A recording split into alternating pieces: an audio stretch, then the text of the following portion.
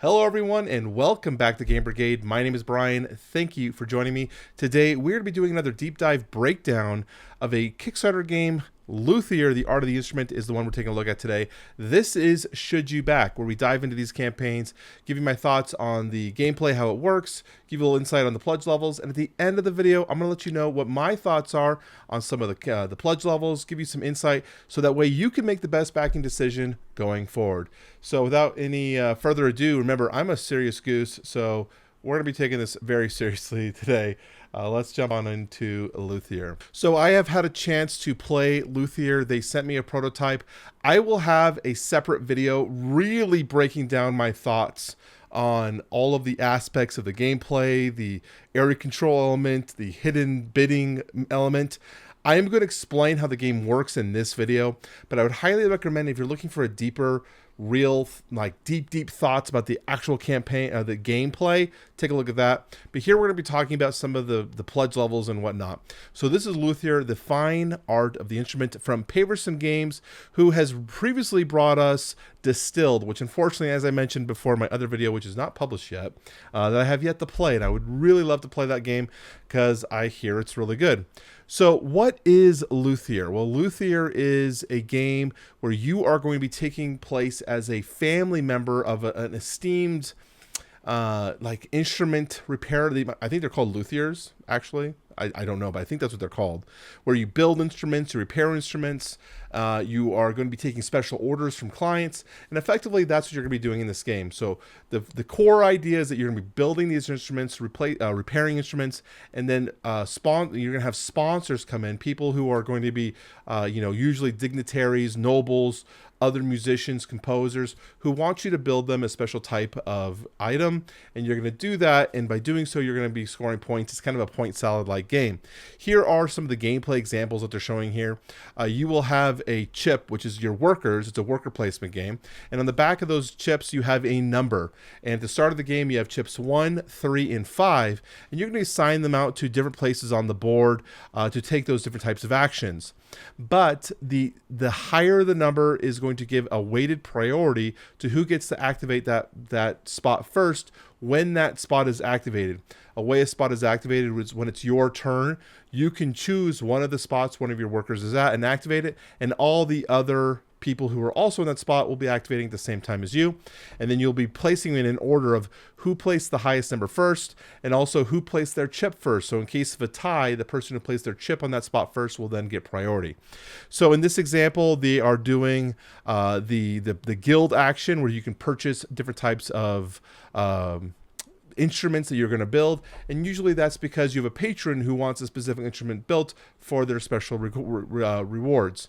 Here they have the perform music, which has a little bit of dice rolling because you need to be taking your patrons out to see different types of concerts. You're trying to wine and dine them. You have the repair action. Eventually you'll be doing some area control here in the middle. So you've got a lot of stuff going on. The gameplay is effectively you're placing your workers out along the board. You're then going to collect different types of rewards, do different types of like repairs, and as I've said already, I've already mentioned it 5 times. I would highly recommend watching this how to play video. Very, very good. Or if you are really interested, the rule book is a very good rule book. We got this one when we this is the solo rule book. Where's the actual rule book? Here we go. Rulebook. The actual rulebook is quite a bit of pages long. It was like 39 pages. It's really, really good, but very weighted. And I talked about this when we did our video, when I did my video, that basically we couldn't just like get up and play the game, because we really wanted to understand the game. And it was a lot of reading to understand everything that you need to know. But it's got everything you need. You got the icon glossaries. You've got some any kind of iconography that might not make sense because it's on like an end game scoring or a special bonus rules are all listed out here. So you have all those things broken down, which I really, really like. So the rule book was good, but very thick and weighted. Like, you're going to have to take some time to read it, but it makes sense. And I highly recommend when you do these things, lay the game out in front of you so you understand what you're looking at as you read the rule book. At least that's what I have to do. Otherwise, I'll never be able to read a rule book. So that's the game. I really, really enjoyed my gameplays of Luthier. I was one of my better Euro games I played of the year. And if you want to play it yourself, they do have Tabletop Simulator and Tabletopia, so you can experience this game for yourself, maybe find some friends before you buy. Try before you buy. That's always great. And I always think it's very impressive, going back to the rulebook, whenever a publisher is willing to share their rulebook early, shows that they have confidence in their design and that they're willing to share that with you so that people can pick through it and be nitpicky, which is good because then they can let the creator know, hey, here's some things I found wrong with your rulebook, or things that you should take a look at for clarity's sakes. So whenever a publisher publishes a rulebook early, doesn't wait till later in the game or way down the road, very, very much appreciate those and the kudos. So let's take a look at the pledge levels, because there are a few different pledge levels you want to take a look at here. I don't like that they're starting off with the deluxe edition because they have a different pledge level. So right here they have the standard edition. Standard edition is going to basically be their retail version of the game, $69. It's a very, very solid back at this price. You're going to be getting a very, very elegant Euro with all the components needed to play this game. You're just not going to get some of those quality of life deluxeified editions. So I wanted to make sure I clicked on rewards first and showed you this, because it is something I would highly recommend looking into if you are someone who's conscious about their spending or doesn't want to invest too much, or they don't care too much about the deluxeified editions. This game is definitely worth a back at the standard edition, 100%. It's a very, very good game. There's no stretch goals. You don't have to worry about that. Everything that's included in the campaign will be included in the standard edition. You'll also be getting the Luthier promo pack, which is great. So that might be one of the only potential exclusive things. I'll have to check the FAQ, as well as the base game. But now that we know that, let's take a look at the actual pledge levels, because we have a few that we need to talk about. Okay, so starting off the bat, what they have is the deluxe edition. This is the one that they're going to be showcasing really as, this is the game that Paverson Games is saying, this is the one we believe is like the complete copy. You know, you're gonna have higher levels than that, because if you really want to deluxeify it, but this is like what they see. I almost said we, but I have no affiliation with Paverson. What they see as like the complete edition, or at least how my impressions are. So you get the free 9-card exclusive promo pack, as I mentioned, and if there's a deluxeified only, if you were curious between the retail, this little crown will signify that. So you got the round tracker here, comes with a little wooden token. You got the balcony. These are all things that are becoming in that retail edition as well. You've got your dual layer player board, as well as the dual layer resolution board. I thought this was not needed personally. If Paverson Games watches this, the resolution board was just more finicky than it was needed. You get the scoreboard, and then you have your instrument cards, 22 different types of instruments. There are some that are rare instruments that have better rewards. There will be a diamond. Doesn't look like any of these are there, but there'd be a diamond up here in the corner. You have those patron cards. These are the people that you're going to be hiring. Effectively, the way the patron cards work is they have a primary requirement for you to complete, which will be this top one right here. And this is going to be corresponding to an instrument type. So this flute, for example, would complete this girl's Lombardini's requirement. And if you complete her requirement, she'll give you this bonus of 3 victory points, as well as moving up a track. We can show you that later if it pops up. And then she gives you a continuation bonus, because you're going to flip this card over and you're going to put it underneath your player board, so it shows just a portion of it. And so her continuation is that when you play the music, add 2 to your notes. So like when we do the for example, the way that works is right here. See these notes? The way this works is you count up all of the individual notes. So this would be 3, 4, 5 plus the 4, so 9. And then they're spending 2 to make it 11. So that's how they're doing it right here to get that bonus 11 for all the rewards. That girl just gives you a native 2 whenever you take this action. So that's the idea of how that works. So from there, you've got the orchestra cards, market cards. I really like this aspect about the market cards. They have a card that is the standard, starts the game as this market card. Other than that, they're all shuffled and randomized. And the values of these items, you have animal parts, wood, or fine metals. The values can change. So the metals can be between 4 to 6. Wood can be from like 3 to 5. And animal parts is 1 to 3. Usually, I believe that maybe it's 4 to, yeah, something like that. So the values can change. So when you need to go to the market each round to buy some of these components so that you can build some of these items, because you can see here, You know, these are the material costs, because you first have to rough it up, you have to build it, and then you have to finish it. So you have two different types of repairs you're gonna have to do on these. And these are the old version of the cards. They've actually maybe this is the new one. They've changed the art. I believe this is the new version. I can't remember now. But yeah, they've changed these art to be a little bit more easy to understand. But yeah, that's the idea for that. And then you have the money, which is what you spend at the market cards to buy those things.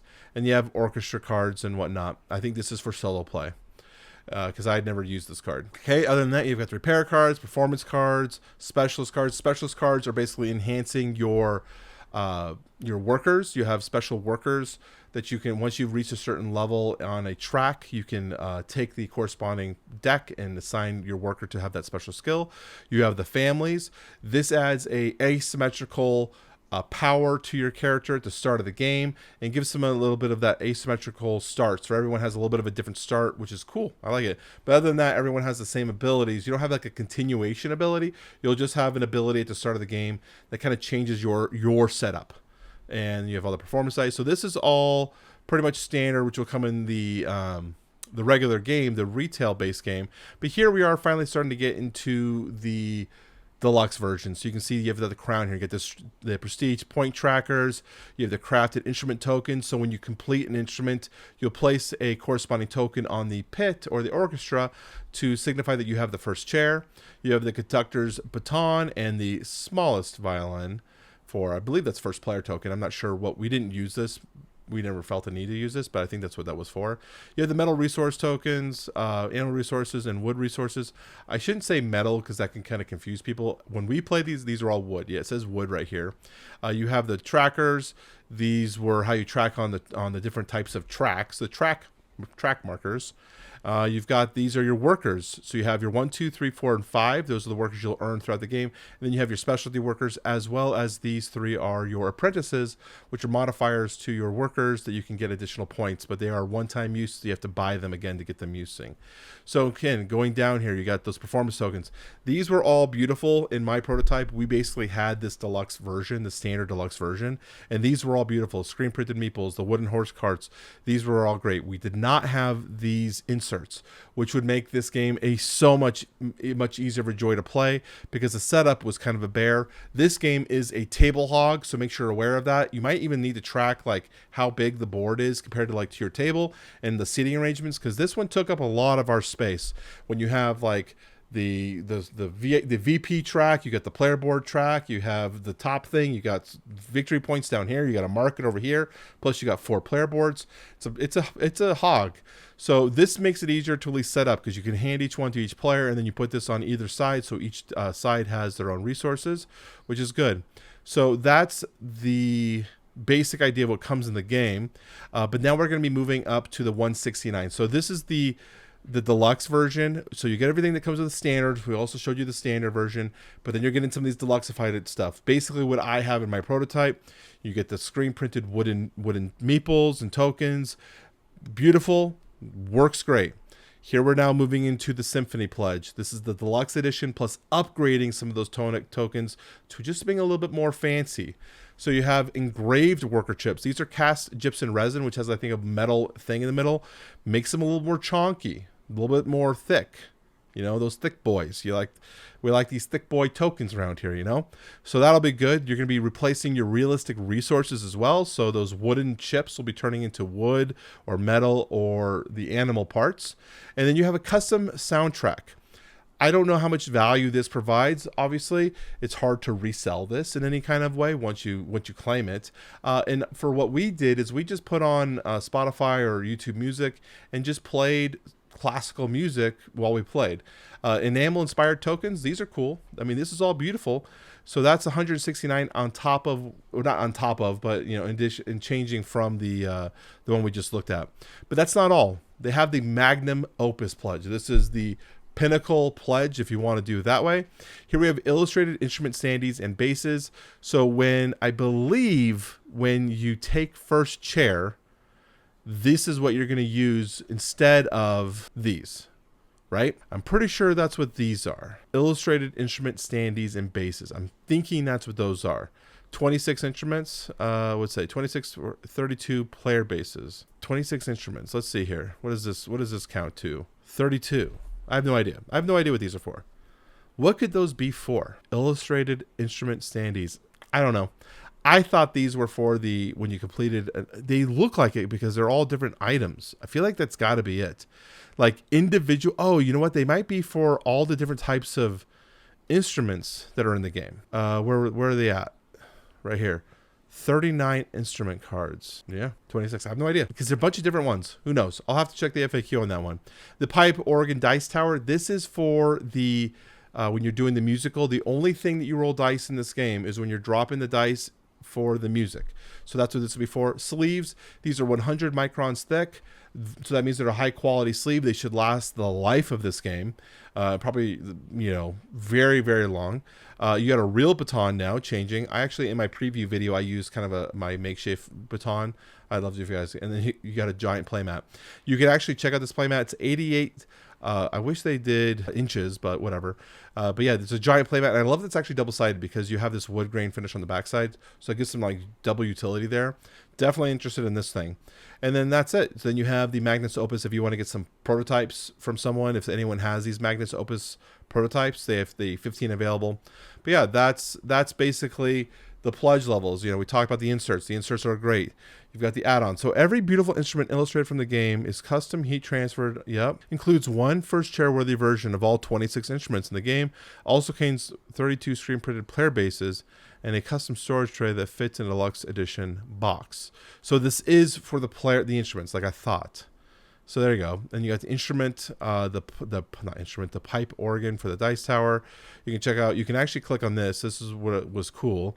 You can see the backside if you want. I thought that was pretty interesting. And yeah, you can check out, you're just looking for these add-ons if you want to just do add-ons. And they're going to have distilled plus expansions and all the deluxe bits in the Pledge Manager if you're interested. As we mentioned, no stretch goals. So the final thing that I always want to take a look at here is shipping and timeline. So for USA, United Kingdom, Asian Zone 1, Europe Zone 1, for the Pledge or whatnot, $15, Symphony Pledge 20, and Magnus Opus 25. These prices are pretty good. 15 and 20 is very, very good. And of course, you'll have to check your zone and what meets your zone down here in the chart for that. And as well, if you have any questions about taxes and VAT, make sure you refer to the taxes and VAT section here down there. And that's it. So we are going to go and talk about my thoughts on these pledge levels in as much detail as I can. So in terms of my pick, where would I really recommend you? If you are conscious and you don't really care about any types of upgrades, I think the standard edition prelude pack, this is actually money, guys. Like, this is a very good game, and you're going to get all of the gameplay elements that make this game very, very sweet at the $70 price point. Plus, what was it, like $15 shipping? So not bad. Like, you're getting a very, very good game. If you want something a little sweeter, I think this Concerto one at $99 just adds enough of that deluxeified element that really is going to make this game pop on your table and give everyone that sense of like you're playing a really good game. Also, in terms of resale value, the deluxe edition versions generally sell for the best. So this is going to be the pledge level that's generally going to be the most sought after one. So be aware of that. Over, say, this prelude version, most people are going to want the deluxe edition. Now, when you're looking at these other ones, I don't necessarily think these add a lot of value for players in terms of the resale value. And I personally am not I'm not the biggest fan of some of these resources. I actually think the cubes work really well in this game. The enamel inspired tokens are great. The engraved worker chips I like. But other than that, I'm pretty fine with the other deluxe edition. And the Magnus Opus pledge, I wouldn't say no to getting the Magnus Opus pledge, but I don't know how much value you're presenting at the $280 price point when you can get basically the exact same game here at $99. This is the one I'd really recommend. In terms of where other people are backing, you got 55 people backing here at the Prelude. You've got 722 here at the Deluxe, which is where I would probably see myself at. You've got 462, so you kind of got that, dropping down. Normally, the all-in is the biggest one. What are you guys' thoughts? Are we going to be plus? We're going to have more than this Deluxe Edition Plus upgrade, or less than? What do you guys think? I think we're going to have less than, in my opinion, on this one, but let's check it out. 337. Yeah. So I think most people would agree with me then that this one is probably the best value. It seems to be also what people are kind of gravitating towards. But we do have a pretty healthy spread across the track in terms of what people are going for. So you've got the Magnus Opus at 337, Symphony at 462, and the Concordio at 722. And of course, you never really see the retail version sell for that much or have that many backers. Generally, people, when they back on Kickstarter, they want those deluxe fight editions. So that's it. I think Luthier, in terms of what my thoughts are in terms of the game, when I commented on this in my Discord. By the way, if you haven't joined our Discord, first off, why not? Join the community, chat it up, check out the emojis I just added. I'd love for you to check them out. But I mentioned in the Discord, I was like, I think Luthier might be the best game I've played this year. It was fun. I really had a great time throughout the entire point of it, from the start to the finish. I like that everyone was kind of doing something completely different in terms of how they wanted to win. I like that there was that element of worker placement where people are taking actions that are potentially making it harder for you. So there had to be some risk reward in terms of how you want to play things out. It was great. It's also one of the games that, I've got a lot of games that I got to get to, but this is the game I was like really trying my hardest to get as many games as I could get in before I had to ship it off to the next content creator for their copy. So, and unfortunately I can't play it anymore now because it's gone. So I'm looking forward to getting this game. I'm definitely going to want this one. It's a stellar game. If you guys like those chonky kind of 3.5 is where I put it in terms of the weight,